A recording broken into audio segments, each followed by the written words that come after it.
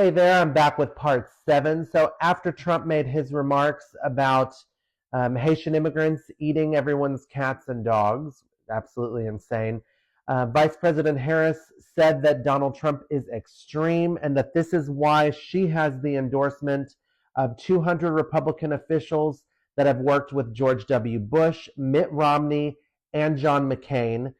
She also pointed out that she has the endorsement of former Vice President Dick Cheney and former Congresswoman Liz Cheney.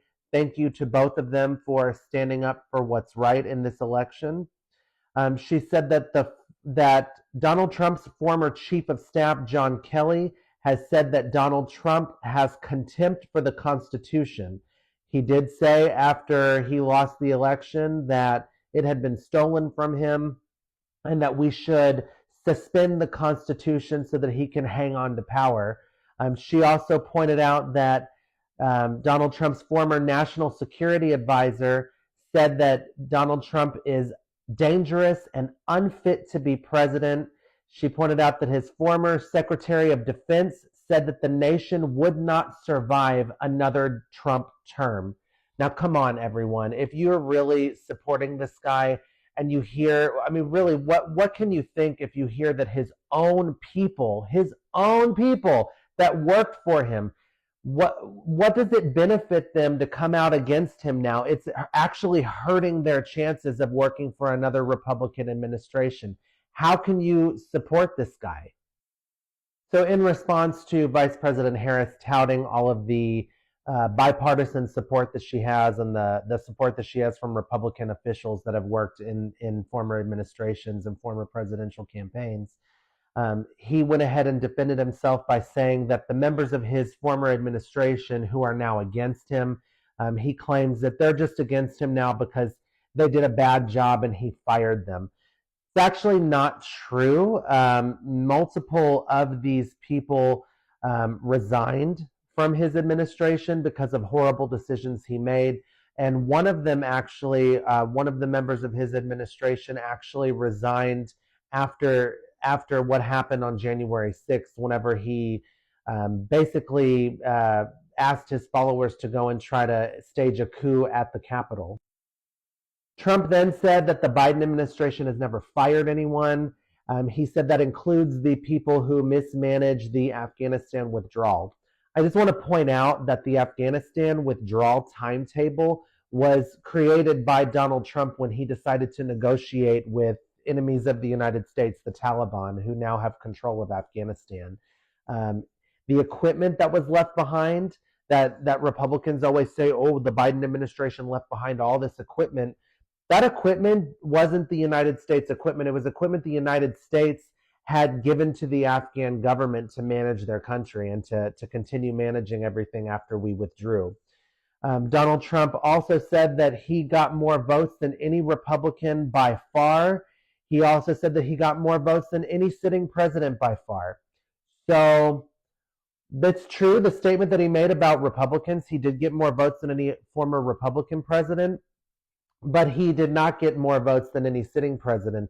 President Biden won the popular vote, and he also won the Electoral College. And that is why he is sitting in the White House today and Donald Trump is not.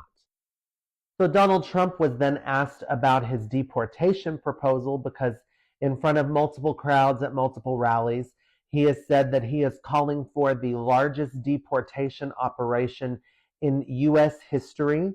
And the moderators pointed out that he has said in past statements that he would utilize the National Guard and the military to carry that out. Donald Trump added that he would also utilize local police forces in the areas that they would be conducting these mass deportations. Donald Trump said that we would have to do this because countries like Venezuela are sending their criminals here and telling them to never return or face execution. He said that crime in the United States is up through the roof, and it's all due to migrant crime. The moderators pointed out that the FBI has said that crime is actually down in the United States at this time, and that migrant crime is low in comparison to crimes committed by U.S. citizens. Donald Trump claimed that those are false statements because the FBI is not counting the worst cities in the United States where crime is the highest. Okay, so this graph here is from Stanford University, and right here it shows, this is incarceration rates per thousand. It shows here first-generation immigrants versus in blue. So red is first-generation immigrants, blue is white U.S.-born Americans.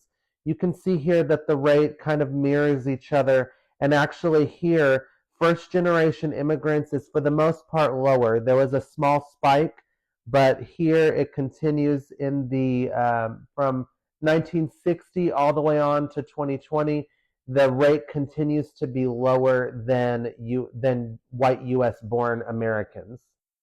Okay, so this one here is specific to Texas, and it shows overall felony arrest rates per 100,000 persons, and it shows you here U.S.-born citizens, documented immigrants, and undocumented immigrants. All of these years, it's showing here that for undocumented immigrants, the arrest rate is significantly lower than that of documented immigrants, and then much lower than U.S.-born citizens. This graph here, actually, and I forgot to mention in the last part of the video when I showed the last one, this is from the National Institute for Justice, and I believe there's actually a .gov website you can see right there. So this is actually an official website, but this one shows for violent felony crime, and this is also in Texas, the rates here. And again, we have U.S.-born citizens, documented immigrants, and undocumented immigrants. The rate for documented immigrants and undocumented immigrants for violent felony crime is significantly lower than that of U.S.-born citizens. So when Donald Trump says that the crime rates are up and that they're up because of migrant crime, that's a bunch of bullshit. And you can just look to websites like this that provide you actual statistics rather than listening to the words of an idiot. But anyway, that just goes to show you some evidence there that what he's saying is a bunch of bullshit. I'm going to go ahead and end it there, and I'll be putting out part 8 really soon. If you like the video, please hit the heart and follow if you want to see more. Thanks. Have a good one.